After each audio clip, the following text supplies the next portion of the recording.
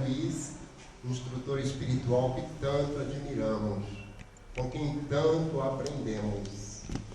E é sempre bom falar do Evangelho de Jesus, enriquece as nossas almas, ilumina a nossa consciência e traz uma paz imensa para os nossos corações. O tema de hoje está no Evangelho segundo o Espiritismo, capítulo 10, intitulado Bem-aventurados os misericordiosos, pois alcançarão misericórdia. É o capítulo 10 do Evangelho. E também essa palavra de Jesus que está no Evangelho de Mateus, capítulo 9, versículo 13. É uma advertência de Jesus, uma ordenação de Jesus. Ide e aprendei o que significa misericórdia quero, e não sacrifícios. Nesse momento em que Jesus fala essa frase, passa essa ordenação, Jesus está nos dizendo que Deus não deseja sacrifícios materiais. Deus quer que utilizemos de misericórdia uns para com os outros. E Jesus está repetindo um profeta da antiguidade chamado Amós. Então Jesus reafirma um ensinamento, uma ordenação. Naquele tempo, os homens sacrificavam a Deus. Todas as nações tinham esse costume, e os judeus também. Para agradar a Deus, eles imaginavam que matando um touro, um bezerro, um cordeiro, um pombo e queimando aquela oferenda, Deus se agradaria e perdoaria os seus pecados e concederia as bênçãos que eles necessitavam. Mas era um modo de entender daquelas pessoas primitivas. E Deus sempre fala através dos profetas que Ele não quer coisas materiais. Deus quer um sentimento de amor. É isso que significa essa frase que Jesus fala: misericórdia quero e não holocaustos. Mas o que vem a ser misericórdia? Misericórdia é uma palavra formada por duas outras de origem latina: miserere, que significa uma pessoa pobrezinha, mas pobre mesmo, e cordis, coração. Pobre de coração, por extensão, compaixão de coração.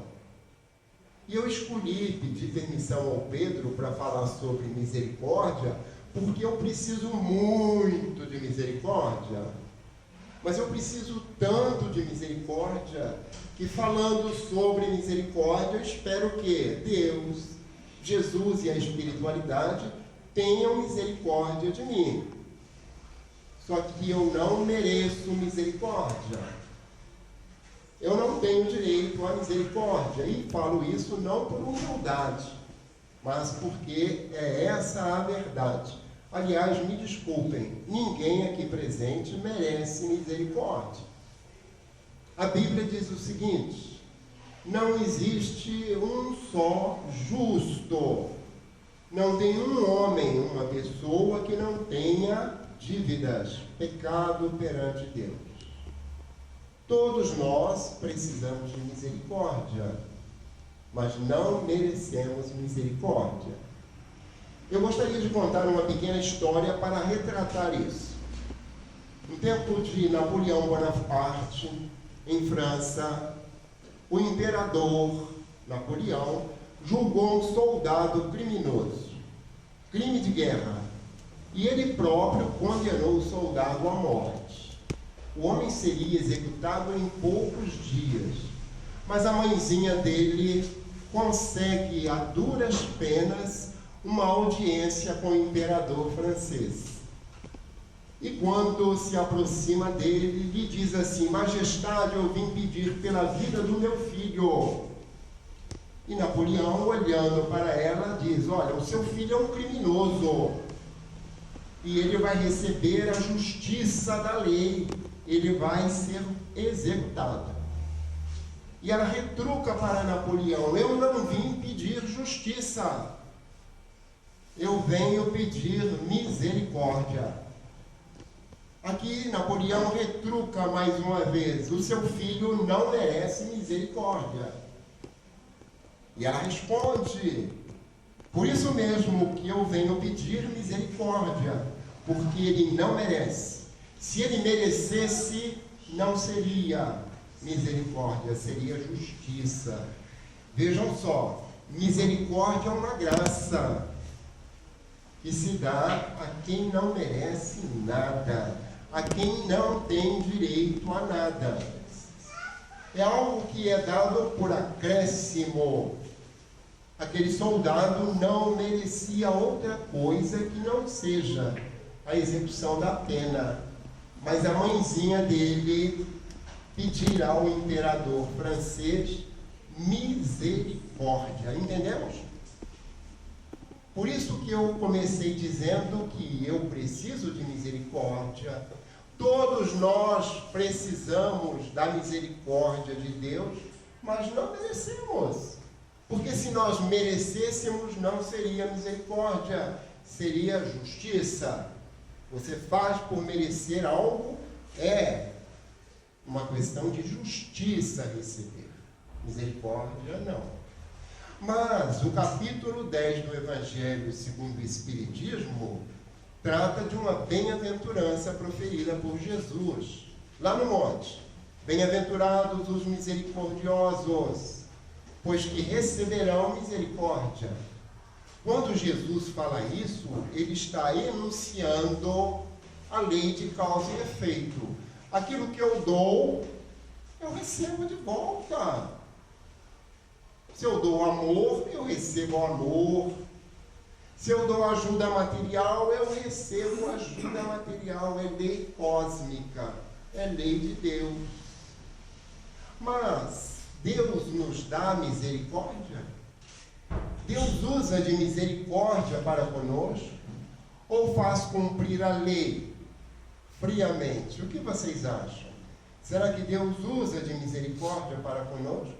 O tempo todo. Porque se o nosso Pai Celestial usasse tão somente da lei, da justiça, não ficaria um só. Porque todos nós pecamos, erramos. Isso está previsto no nosso desenvolvimento espiritual.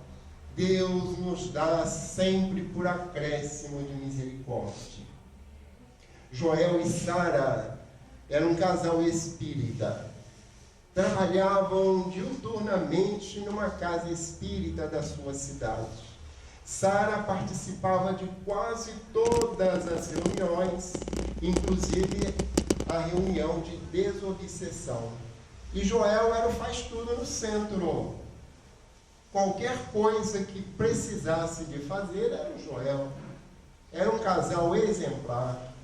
Joel, um bom pai, um bom chefe de família, um bom bancário.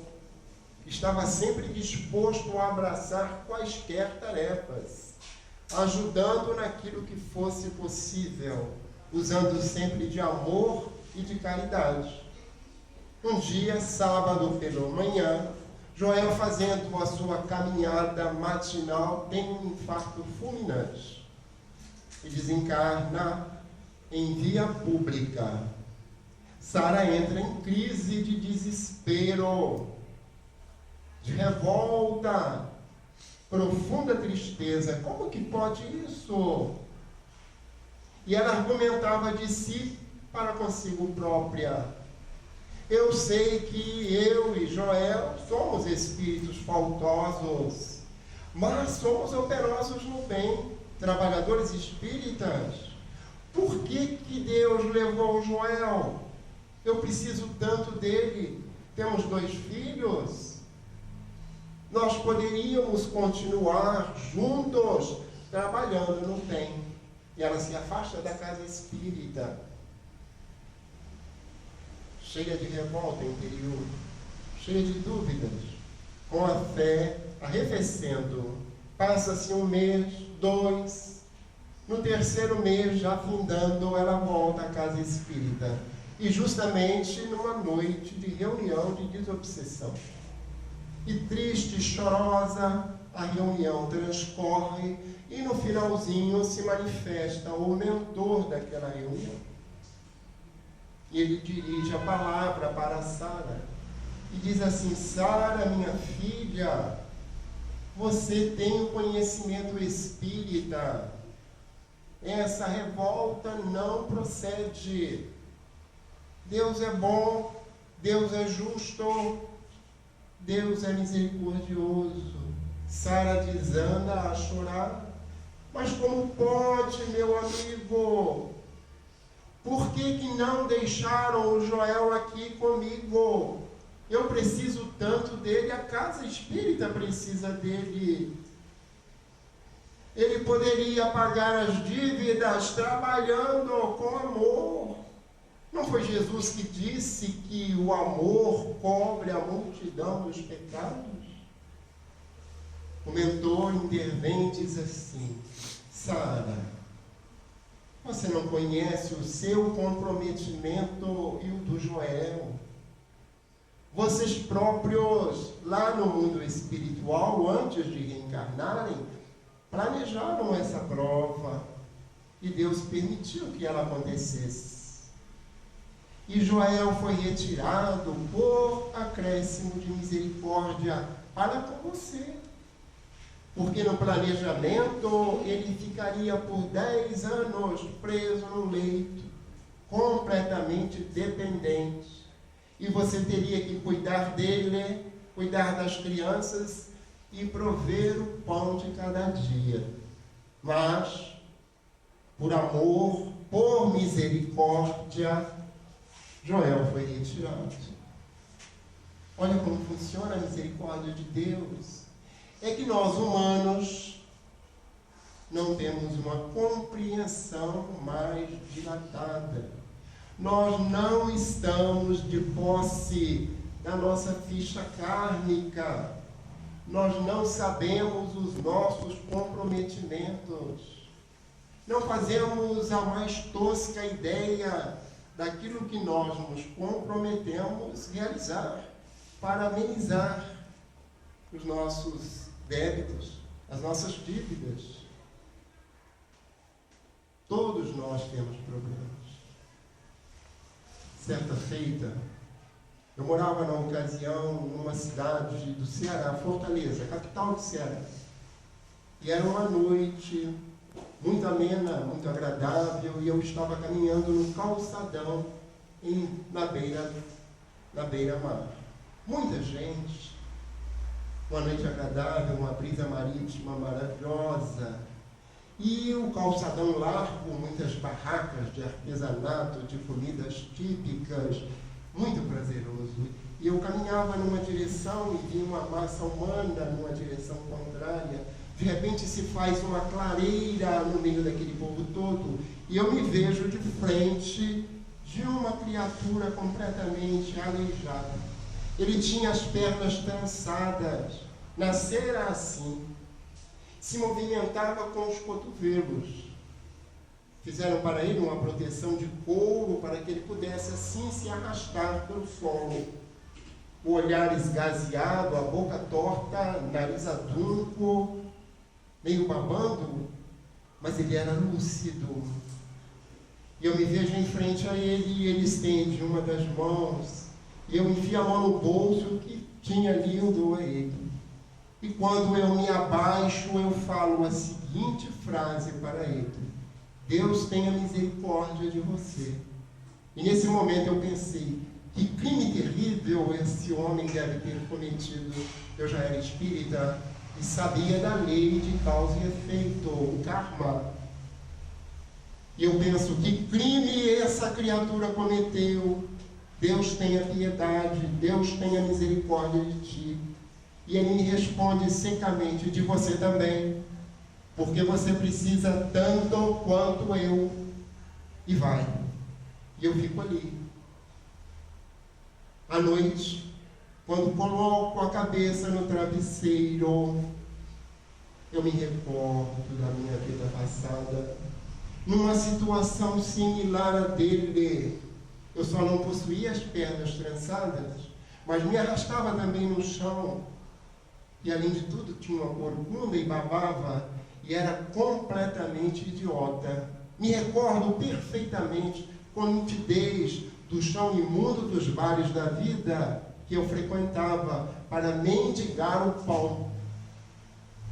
Mas ali ainda Deus usou de misericórdia para comigo, porque me tirou a lucidez, eu sofria menos. Deus usa de misericórdia o tempo todo conosco. E o que Ele quer é que usemos de misericórdia uns para com os outros. Os judeus sacrificavam animais para que Deus tivesse misericórdia deles. Mas Deus quer que nós usemos de misericórdia uns para com os outros, sem julgar ninguém, entendendo que estamos todos num processo de melhora espiritual, de elevação, e que é natural que cometamos erros. A proposta é, vida após vida, ir melhorando, ir se resolvendo. Devemos ter essa compreensão, não só com as pessoas do nosso dia a dia, da nossa convivência, mas também com aqueles outros que ganham as páginas jornalescas. Com crimes famosos que chamam a atenção, são irmãos nossos que caíram e que precisam também de receber misericórdia. Eu vi recentemente o depoimento de uma pessoa espiritualista que contou o seguinte episódio da vida. Ele mora numa cidade de São Paulo, bem grande. Domingo à tarde, ele resolveu ir ao mercado. Domingo à tarde. Em cidades grandes, o mercado abre aos domingos. E ele saiu com bermuda, um chinelo, a sua carteira, o cartão de crédito e um pouco de dinheiro no bolso. Quando, numa esquina razoavelmente movimentada, ele é abordado por um jovem com aspecto desleixado. E o rapaz lhe diz assim: me arruma alguma aí para que eu possa comer alguma coisa? Hoje eu não coloquei nenhum alimento na boca. Rapidamente, ele se lembrou que tinha uma única nota de R$50 na carteira, onde estava o cartão de crédito. Mas que ele trazia no bolso direito a quantia de R$12. E ele enfiou a mão no bolso direito e tirou os R$12 e falou: eu tenho aqui R$12. Dá para você se alimentar? O rapaz falou para ele: tá bom demais. E pegou o dinheiro. Quando ele pega o dinheiro, ele suspende o casaco e deixa ver um revólver enfiado aqui na calça. E olhando nos olhos, disse assim: você é legal, eu ia te assaltar. Mas como você é legal, eu não vou te assaltar. Chega uma moto com o comparsa dele e ele monta na garupa e vai embora.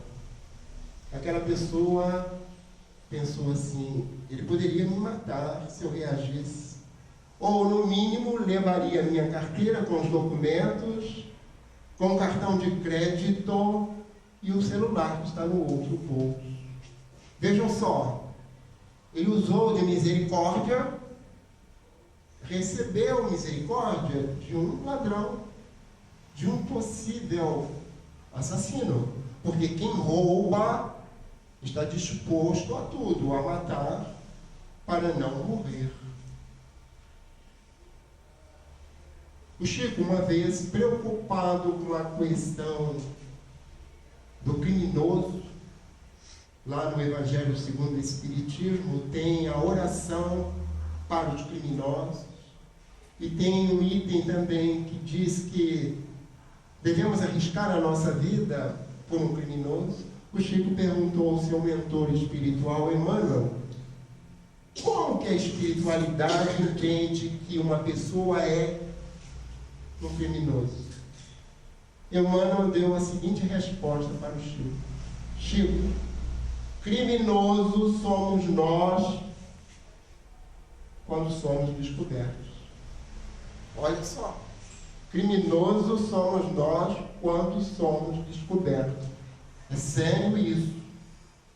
É um espírito superior passando uma informação preciosa. Mas eu nunca roubei ninguém, pelo menos nessa vida. Mas a gente não tem a posse da ficha kármica, das lembranças anteriores e mais. A espiritualidade tem como criminoso aquela criatura que usa de subterfúgios, expedientes para tirar proveito próprio. Em coisas singelas que o Código Penal não classifica como um ato de crime. Basta tirar proveito próprio. Para a espiritualidade, para Deus, já é um ato ilícito. Chico, criminosos somos todos nós quando somos descobertos. Olha como é sério. Quanta responsabilidade nos traz. Quando eu era jovem, eu gostava muito de ler histórias, livros policiais, histórias policiais. Sherlock Holmes e outros tantos. Hércules. E eles diziam o seguinte: o criminoso sempre volta ao local do crime. Já escutaram isso? Sempre volta. Só que o Espiritismo estende esse conceito. O criminoso nunca sai do local do crime. Vou explicar. Vejam só a nossa situação. Nós não somos mais espíritos criminosos. Mas nós somos perfeitos. De quando em quando nós cometemos um ato falho, não é verdade? E quando nos damos conta como aquilo nos incomoda, aquilo fica na nossa mente repercutindo, passando a cena o tempo todo. Já aconteceu com vocês? Comigo acontece sempre. Quando eu vejo, já fiz. Já cometi o ato falho, o engano, e a gente tenta se desligar daquilo, esquecer aquele episódio, e não é fácil. Imagina um crime, um furto, um assassinato. Na mesa mediúnica, os benfeitores espirituais trazem espíritos que estão revivendo episódios nefandos lá de 300, 400, 500 anos atrás. O tempo não passa para o criminoso. Ele fica naquela monoideia, vendo aquela cena o tempo todo. E é um dos castigos que Deus impõe. É muito difícil se libertar daquela ideia terrível do crime cometido. André Luiz, em o livro Os Mensageiros da Lavra do Chico Xavier, relata um episódio desse. Não sei se vocês tiveram a oportunidade de ler esse livro. André está num posto de socorro na zona umbralina. É um posto de socorro de uma colônia maior, chamada Campos da Paz. Está encravada na zona umbralina. Mas é um oásis de paz, porque ali são levados aqueles espíritos que mereceram, por acréscimo de misericórdia, serem retirados do sofrimento mais atroz. Mas muitos desses espíritos são tirados adormecidos. Eles não despertaram depois da morte. E muitos deles mereceram ser recolhidos. Existe uma espécie de galpão muito grande, muitos leitos ao redor do chão, bem baixo, e o espírito fica ali adormecido. Ali ele é cuidado, recebe uma parcela de alimento diária, recebe água fluidificada, recursos medicamentosos, passe magnético. É feita aquela corrente e é feito um trabalho para que gradativamente os espíritos possam despertar. É o galpão dos mortos-vivos.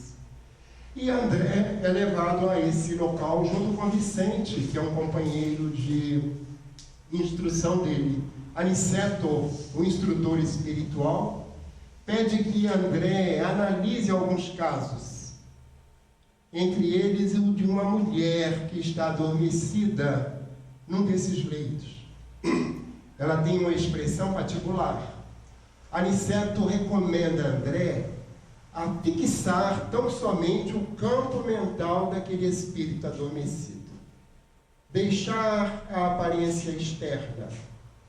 André se aproxima do leito, se ajoelha perto da cabeça daquela criatura e fixa a atenção aqui, na região da cabeça. Vai se formando uma nuvem, e nessa nuvem aparece uma cena.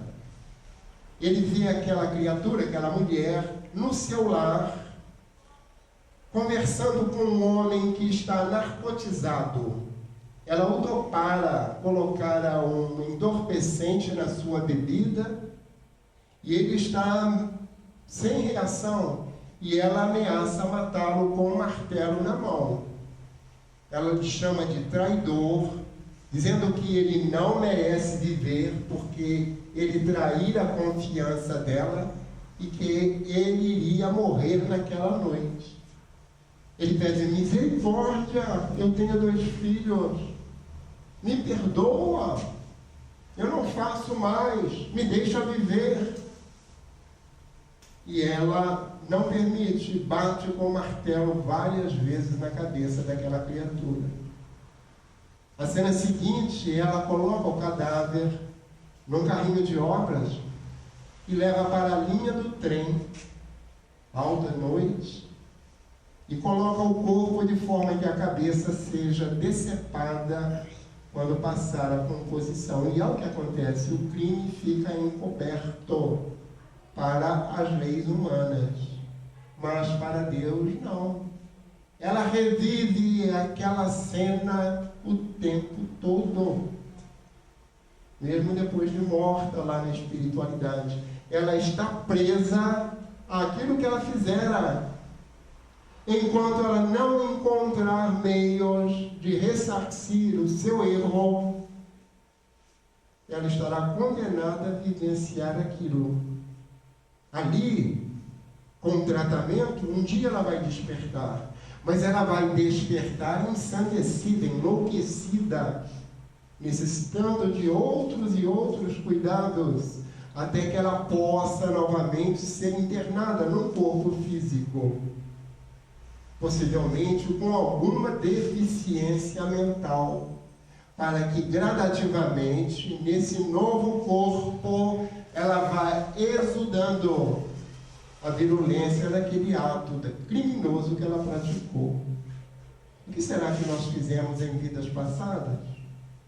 O que será que eu fiz para merecer, naquela oportunidade, um corpo deficitário? O que seria que eu estava expurgando naquele momento?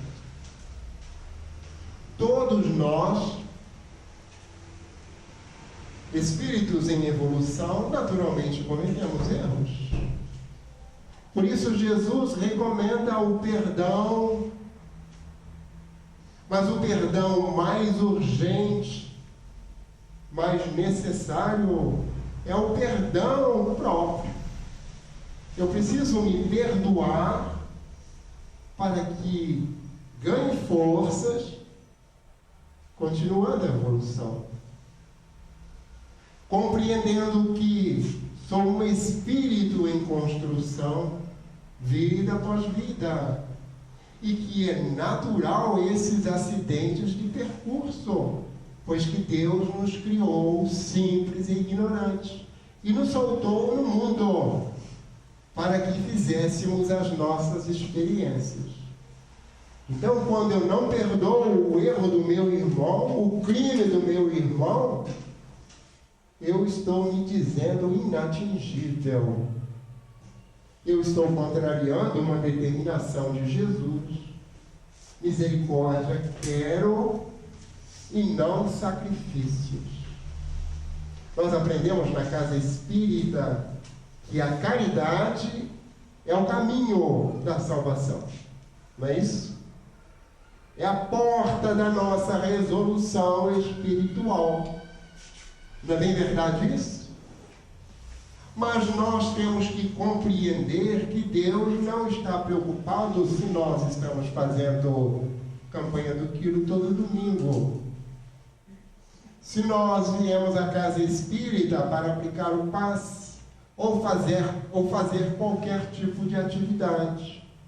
Isso é bom para nós, é importante para nós. Mas se eu fizer todas essas atividades espíritas como se estivesse comprando a minha salvação, sendo duro, sendo áspero, sendo um julgador inveterado do meu irmão, eu estarei falhando no principal. Eu não estarei usando de misericórdia para com o meu irmão. Eu preciso fazer o trabalho do bem, vendo no outro meu irmão tão falho quanto eu mesmo. Não me cabe julgá-lo. Porque quando eu julgo, eu me coloco num patamar inalcançável por ele. Quando não é isso, somos todos espíritos fazendo a nossa própria construção, fazendo as nossas experiências reencarnatórias. Por isso Jesus nos pede o perdão das ofensas. Na realidade, nós nem precisaríamos perdoar, porque somos todos irmãos de caminhada e falhas acontecem. O que precisa ser perdoado, esquecido, relevado, é o ato em si, o ato falho que nós cometemos. Quantas vezes, sem nos darmos conta, nós ofendemos o outro? E depois a gente pensa assim, eu não fiz nada demais, eu não falei nada demais, mas ferimos a suscetibilidade do outro. Nessa compreensão, quando o irmão falhar conosco, nós usaremos de misericórdia, compreendendo que tanto quanto ele nós falhamos. E que o que Deus deseja para nós é a misericórdia uns para com os outros. Jesus também nos fala que nós temos muita facilidade para ver o cisco nos olhos dos outros e não enxergarmos a trave em nossos olhos.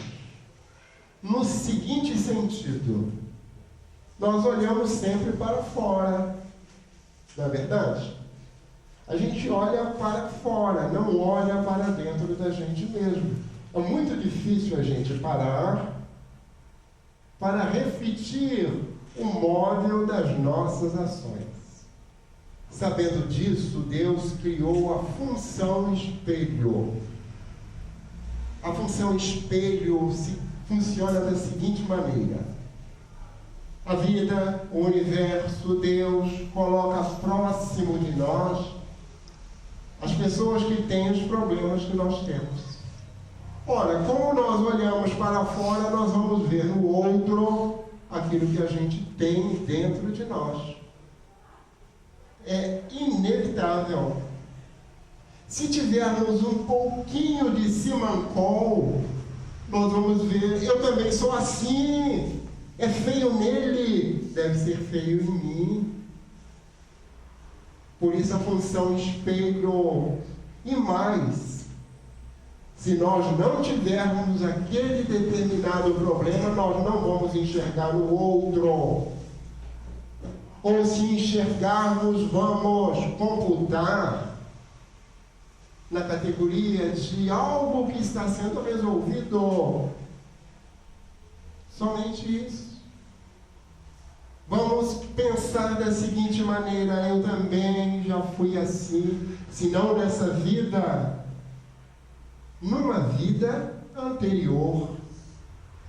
E a gente vai relevar o outro, porque vamos ter misericórdia dele, compaixão, para que também Deus tenha compaixão de nós, pois que todos nós necessitamos de compaixão.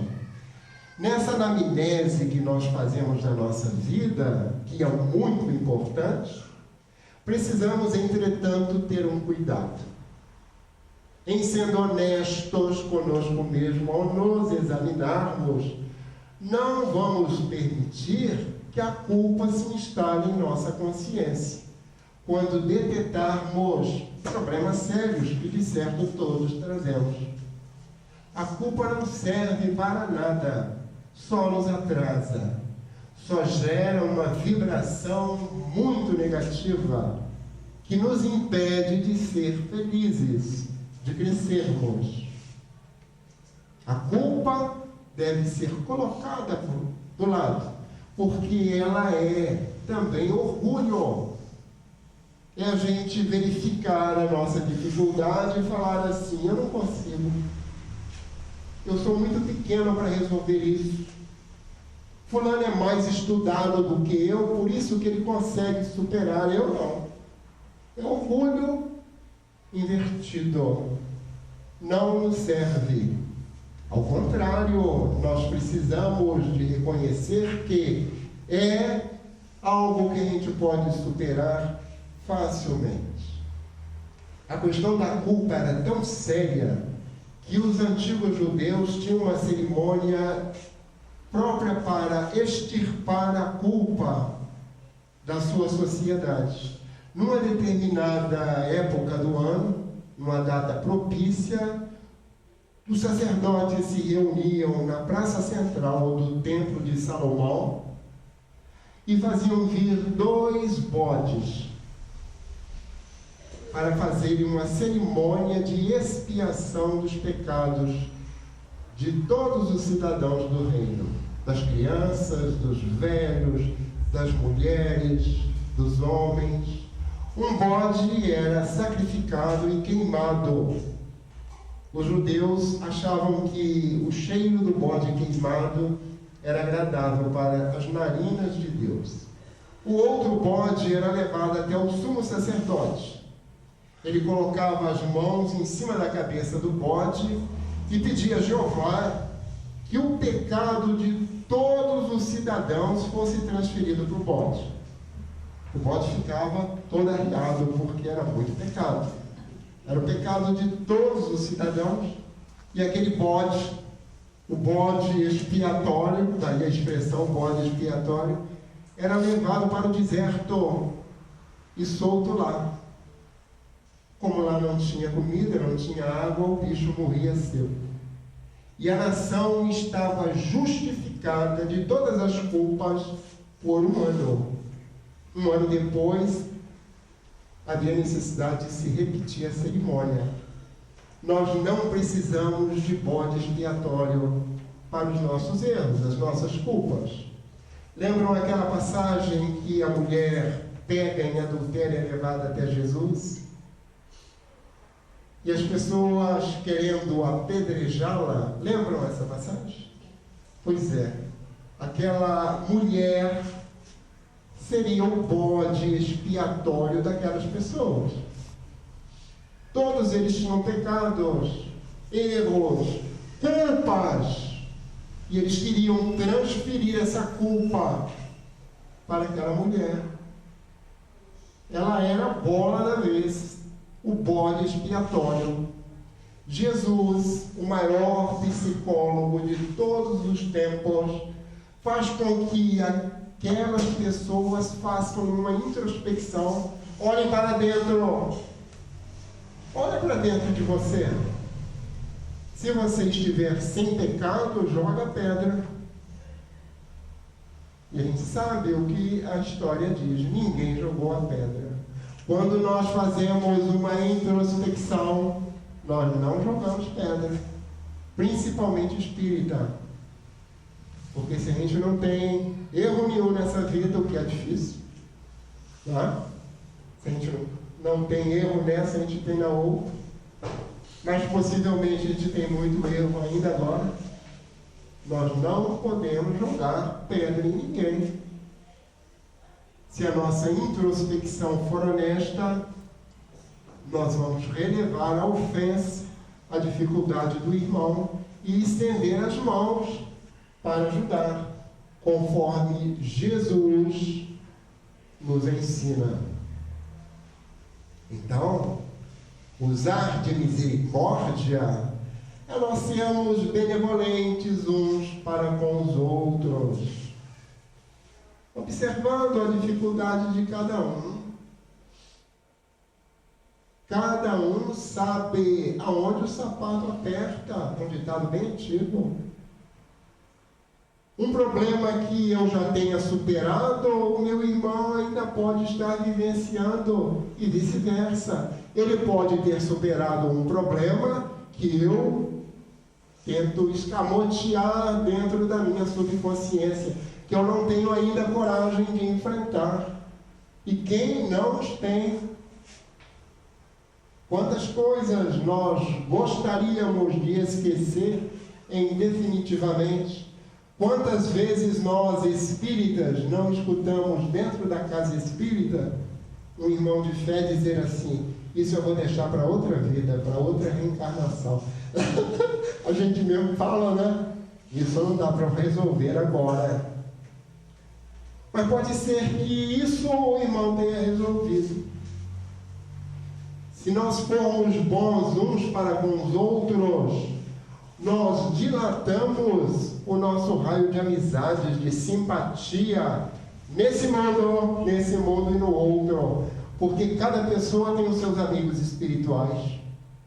Seu uso de misericórdia para aquele homem que é um à toa, um perdido na vida, que não faz nada para ninguém, mas é um ser humano, é meu irmão. Eu uso de misericórdia para com ele. Os amigos espirituais dele se simpatizam comigo. Entendeu? Por isso Jesus ensina: seja bom com todos. Entenda a fragilidade do outro. Seja indulgente com as falhas de caráter dos outros. Porque se você ainda não vivenciou isso, talvez ainda vá vivenciar.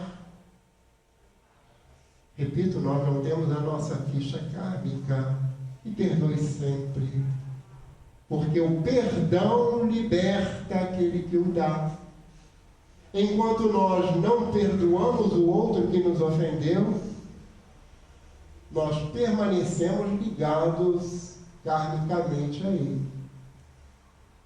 Quando nós deixamos o outro ir, nós também podemos ir. Com a nossa consciência leve. Não me deve nada, meu irmão. Foi um acidente de percurso. Só isso. Aliás, eu posso até acrescentar: se aconteceu na minha vida, foi porque eu mereci. Porque Deus é justo e só permite que aconteça na nossa vida aquilo que nós precisamos, aquilo que nós merecemos. O outro foi simplesmente um instrumento do meu reajuste. O outro foi o carteiro que trouxe o boleto de cobrança. O boleto é de quem? É nosso. Está lá o nosso nome. Ele é um carteiro. Eu recebo o boleto, agradeço o carteiro. Muito obrigado. Eu não vou brigar com o carteiro. Ele só fez entregar o boleto era meu. A dívida é minha. Esse é o entendimento do homem e da mulher espírita. Voltando lá à história de Napoleão, com aquela mãe que fora pedir misericórdia para o seu filho condenado à morte. Napoleão encerra a conversa falando assim para ela: misericórdia pediste, misericórdia recebeste. E manda libertar o soldado. Muito obrigado pela atenção. É um privilégio poder estar aqui com vocês na casa de Rogério Cláudio, falando do Evangelho do Senhor. Paz de Deus.